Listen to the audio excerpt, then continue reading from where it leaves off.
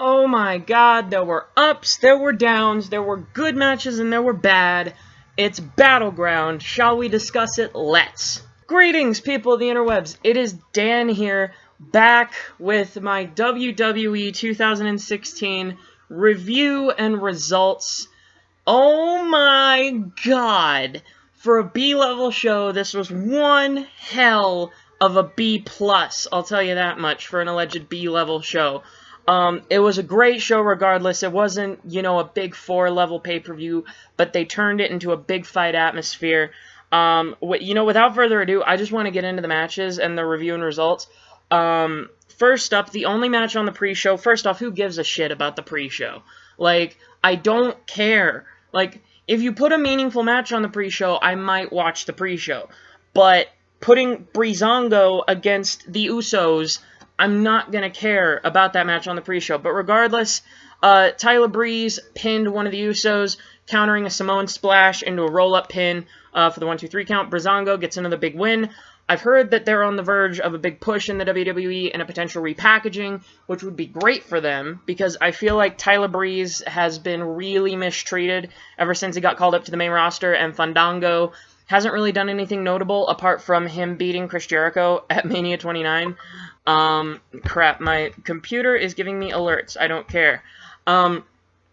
Excuse me. Anyhow, moving into the main show, the women's tag match started the show, and I said, I swear this can't be Bayley if it's opening the show. But no, it was Bayley. Sasha Banks' mystery partner was Bayley. Not much of a mystery at the end of the day, because literally everyone was saying it was Bayley. I thought it was going to be like Nikki Bella, Naomi Page, someone like that.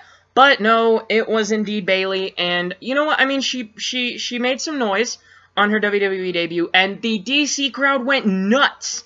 I think DC might be a smart crowd, because they were cheering for the things that everybody thought would be cheered. They were booing for the things that I thought should be booed, and they were booing whenever, like, matches got boring, or when they got slow, or when something halted the momentum of a match. We'll get to that. But yeah, and this seemed to be a smart crowd, and it was just incredible to watch Bayley come out, have that nice big pop, but I do still feel like it is a waste of Bayley's debut. If you saw my preview video to Battleground, or if you saw my video from earlier today about Bayley's debut, you'll know why I think it's a waste of a debut. Bayley did debut as Sasha's mystery partner, which, I mean, I guess I have no problem with. They could still have her confront Sasha after she wins the Women's Championship at SummerSlam. I guess this is sort of a segue into that kind of thing. But yeah, they beat Dana Brooke and Charlotte. Sasha actually caused Charlotte to tap with the bank statement. I don't feel like Charlotte should have taken the loss here. I feel like it should have been either Bayley giving a Bayley to Belly, or Sasha giving the bank statement to Dana Brooke, not to Charlotte. The champion shouldn't be pinned or submitted until SummerSlam. That shouldn't have happened, but that's just my opinion. She shouldn't have been pinned until the actual championship match happens at SummerSlam. Excuse me, but anyway, that's my opinion. Sasha taps out Charlotte. Let me readjust my camera a little bit. Charlotte taps out Sasha with the bank statement at 7 minutes and 25 seconds. Next up was the Wyatt family versus the New Day. And in my opinion, the right decision was made. The Wyatt family did indeed win. Xavier Woods still had that little bit of a freaked out type of reserved personality towards the Wyatt family, and the Wyatt family looked like fucking monsters just before they get split. I'm telling you, the Wyatt family and the club looked really damn strong, and they're being broken up. So, I mean, WWE, what took you so goddamn long to make these groups look so strong, by the way? But anyway, I really like that the Wyatt family won, because I'm telling you, New Day will not lose any momentum from losing this match to the Wyatt family. If anything, they lost their match to a formidable opponent, so, hey, it's cool. So yeah, that was good. Wyatt family, Bray Wyatt beat, or pinned, I should say, Xavier Woods with a Sister Abigail at 8 minutes and 47 seconds. So, good stuff. Wyatt family wins. They're going to go into their split brands. Braun Strowman actually looked alright. He's the one going off on his own. Rowan and Wyatt are going to SmackDown. Luke Harper is likely going to join them on SmackDown. And Strowman actually looked okay. He didn't look like the usual dude that can't even hardly walk in a ring. he actually looked okay. I'm not saying he looked perfect, but he did look okay. So yeah, Braun Strowman looked alright, and the Wyatt family beat the New Day, Sister Abigail, to Xavier Woods at 8 minutes and 47 seconds. Next up was the U.S. title match. With it being this early in the card, I figured Rusev was going to retain. Zack Ryder did look really good, though. He started coming back near the middle of the match, and he almost broke out of the Accolade right there near the end. But then Rusev got that locked in to where he, like, hooks his leg around his opponent's knees and just bends their back backwards and just bends them straight in two. Not to sound too much like Jim Ross, but breaks them in half. But yeah, Rusev gets Xavier Woods at 7 minutes and 1 second with the Accolade to retain his United States Championship. Not much else to say there. I'm actually going to skip the Zayn versus Owens match because there's more that I want to talk about, so I'll save that one for later on down. Natalya versus Becky Lynch. Why this followed the Zayn Owens match, I have no clue. This was literally the bathroom break match. Like, I posted on Twitter, I said, I'm going to go take a shit. Like, I mean, I wanted Becky Lynch to win, Natty won, but, like, this shows you how badly WWE has booked Becky Lynch in the last, you know, little bit, because I didn't even care about her losing. It didn't, like, upset me that Becky Lynch lost. And that tells you how badly they have booked Becky Lynch, because she can do so much better. In NXT, she did so much better.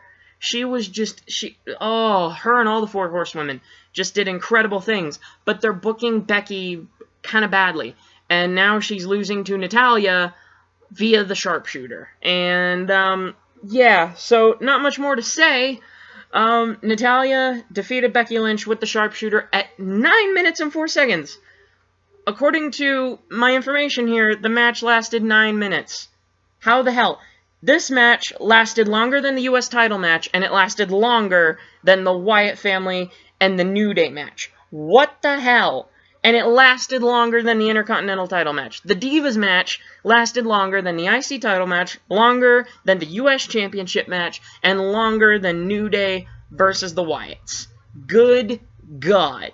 Don't do that, especially following up an 18-minute classic between Kevin Owens and Sami Zayn. Anyway, moving on. Then it was the IC title match. The Miz, with Maurice, beat Darren Young. I think it was beat Darren Young, with Bob Backlund. It says here it ended in a double DQ, apparently. I'm not sure, but I guess The Miz retained his IC title, since there was a double DQ, because Maurice and Bob Backlund kind of got into it, and then Darren Young came down and just beat the living holy hell out of The Miz. And I guess somewhere along the line there was a double DQ. I didn't even, like, I was so confused at the end of that match because I wasn't sure how it had ended, because they didn't say, like, the winner by disqualification, The Miz, or whatever. They didn't say anything like that. It was just kind of, oh, that's the end of the match. Okay? I did find it really odd, though, that Miz came out to a title match in a bedazzled elephant mask. I'm just saying. Anyway, that match ended by double DQ at 8 minutes and 41 seconds. Now, I'm going to go ahead and talk about Kevin Owens versus Sami Zayn now, right before I go into the two main events. Kevin Owens versus Sami Zayn. Oh my god. Like, I was so burnt out after that match. I was just like, I'm going to, you know what? I need to go take a really good shit during the Natalya versus Becky Lynch match. I just need to go take a really good shit to just let some of this adrenaline off, and then I'll be back. Came back and they were still going, so whatever. But 18 minutes of absolute beautiful perfection in that 20 by 20 square. Good God. If you miss this match, you done fucked up. Like, seriously, even though the main event lasted way longer, this one was better by far than the main event in terms of intrigue and, you know, how it had me latched in, you know, and the story that they told in the ring. Because, you know, I mean, how Kevin Owens has just been ruthless and relentless towards Sami Zayn. He's gone way too far just to finish Sami Zayn off. And tonight, Sami Zayn gave Kevin Owens a dose of his own goddamn medicine. You know, so Sami Zayn looked incredible in this match. Kevin Owens looked strong as well. It was an absolute classic masterpiece done in a squared circle. Sami Zayn won at 18 minutes and 22 seconds after 2 straight haluva kicks. He haluva kicked Kevin in the corner of the ring and then grabbed his limp body, grabbed his head, looked at him, put his head back down, propped him back up in the corner, gave him a second haluva kick, and, oops, I paused my television, whoops, gave him a second haluva kick, and then pinned him and finished him off. My God, I loved it when Sami Zayn did that. I'm not saying that that's heelish on Sami Zayn's part, I just feel like that's revenge on Sami Zayn's part. Because Kevin Owens was doing the same type of stuff to him, giving him more pop-up powerbombs and more cannonballs and more anything to do with finishers than Sami Zayn needed. And Sami Zayn did that same thing to Kevin Owens. Gave him about 5 exploder suplexes throughout the match. Gave him about 3 in a row at one point and then 2 in a row at another. It was just an incredible match. But Sami Zayn finally wins one over Kevin Owens. I was so happy for him. Oh man, I was so ecstatic whenever Sami Zayn won that match over Kevin Owens. And that, like I said, burned me out for the Divas match, but regardless, that was an incredible match, incredible bits of wrestling, and as I said, Sami Zayn defeats Kevin Owens after 2 haluva kicks at 18 minutes and 22 seconds. Now, the co-main event of the evening was the big 6-man tag between the Club and John Cena and Enzo and Cass. Apart from Finn Balor coming out, I wasn't all that excited about this match. Finn Balor got me, not Finn Balor, Enzo Amore got me hyped. I'm tired. Ugh. Enzo Amore got me really hyped with that promo that he cut before the match started. If you didn't see that, Jesus Christ, please go and watch that shit, because it's good. So yeah, it was, oh, wow. I'm so, like, buzzed from this night. It was just incredible. Enzo, like I said, got me really hyped with that promo. You know you're doing something right whenever you've got John Cena applauding you after a promo. Like, that's good stuff. But yeah, Enzo and Cass and John Cena beat the Club. John Cena did his little comeback sequence, his double shoulder tackle, that suplex, and then a 5-knuckle shuffle. Excuse me.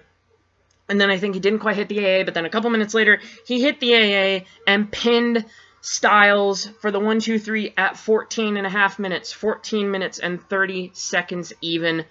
Cena, Enzo, Cass go over on the Club as the Club split to go to separate brands. I'm seeing some dissension between the Club and AJ Styles. They're probably going to cut a vicious promo against him on Monday Night Raw. And then Balor's going to come out and align with Gallows and Anderson, which is going to be fun. I can't wait for that. And finally, the main event, it says here, according to my information, that it lasted 51 minutes. Hell no. It started at like 8:55 my time. I might have had the time a little bit wrong in terms of when it started because I was a couple minutes behind because my network was being stupid. But anyway, it started at about like 9:40. Actually, no, probably about 9:45-ish. 8:45-ish, I'm sorry. 8:45-ish my time. And I thought the match was actually going to be pretty short since it started so late. I figured it was going to end quickly, but actually it didn't. I would say it went more like half an hour, which is fine. I don't mind it going half an hour. I'm just pretty sure it didn't go 51 minutes, like my information says here. But anyway, it was a good main event. I'm not going to lie. Roman Reigns, good fucking God. If you do not turn this guy heel tomorrow, he will be damaged beyond repair. I'm telling you, damaged beyond fucking repair tomorrow. Oh my God, if you do not turn this man heel. Because he had such bad heat on him. This was Hiroshima levels of heat. Like Chernobyl levels of heat. Oh my God. Reigns needs to turn heel, or else every fan is going to flip their shit. Like, good God. And, Rollins looked fucking great. He looked fantastic. Don't worry, I'll get to the highlight reel segment. If you thought I missed it, I will get to the highlight reel segment at the very end of this. But anyway, the main event was good. Rollins looked fucking fantastic. Ambrose looked great. Roman, they tried to make Roman look a little too strong, in my opinion, because I think they should have just had him, you know, I feel like they should have made Roman look a little bit less strong, you know, because he's the one coming off of the drug violation. But Reigns was the one pinned. That's all that matters. Reigns was the one that got pinned and not Seth. If Ambrose won the title, if Ambrose retained the title, I should say, I would have wanted Roman Reigns to be the one that got pinned. Same if Seth Rollins won the title. I would have wanted Reigns to be the one that got pinned by Rollins. So I'm just glad that Reigns was the one pinned. That means, you know, Rollins is going to feel screwed again, just like he was at Mania 31, and they're probably going to say, oh, well, we can just make you a title since you got screwed out of the one that was meant to be yours, and they'll probably bring back, like, a revamped version of the Double Eagle belt or something along those lines. So yeah, it was a really good main event, all in all. I'm not saying it was anything, like, match of the year worthy, but it was really good. It had me on the edge of my seat the whole time. There was a lot of intrigue involved. Yeah, I mean, like, just all in all, a decent main event for a pay-per-view like Battleground. So, now, the Randy Orton return segment on the highlight reel. This was my favorite segment on WWE television in so goddamn long.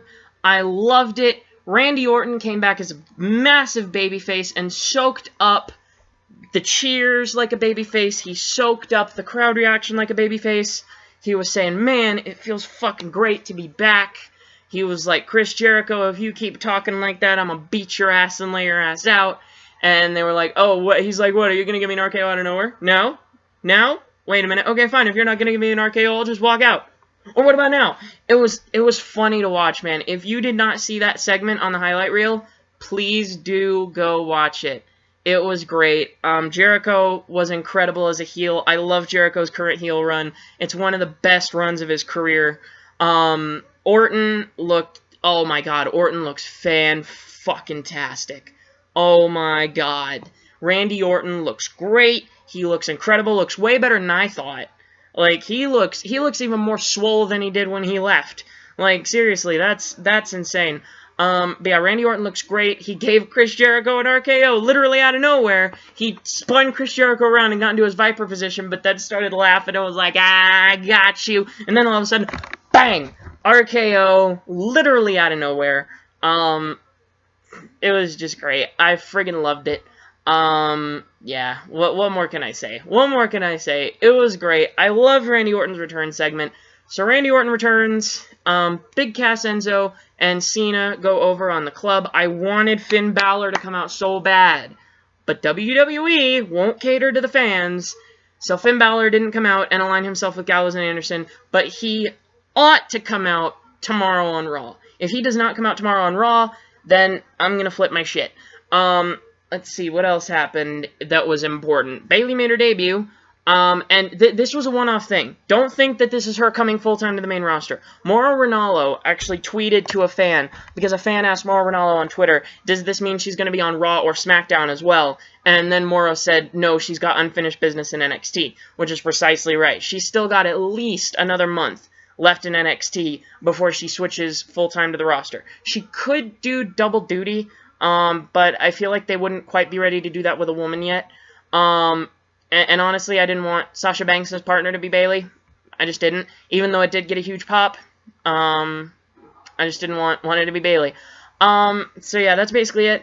Battleground, all in all, was a pretty decent show. I'll give it a B-. It was a B-level show, so I'll give it a B-. And even though there were two really good matches on the card in the Owens and Zayn match and the Triple Threat, those were the two really good matches on the card. There were some pretty bad ones, like the Breezango Usos match wasn't all that great. The Miz versus Darren Young wasn't all that great. Rusev versus Zack Ryder wasn't all that great. But the two great matches on the card, Owens and Zayn and the Triple Threat, make up for it. I'm giving the show a B-. That's all for my official review and results. If you thought this was an enjoyable video, please do leave a like down below. God, I'm fucking tired. I need to go to bed. If you thought this was an enjoyable video, please leave a like down below. If you thought I had a good review, if you thought I had a bad review, if you think I'm talking out of my ass, if you think that I'm just, you know, talking crazy, if you think your opinions are better than mine, leave a comment below, whatever. And also, do not forget to hit that little red button and subscribe so you never miss a video and you get email and text alerts anytime I upload a new one. Oh, you certified G's and bona fide bosses, keep yourselves safe, and I'll see you at a later date. Farewell.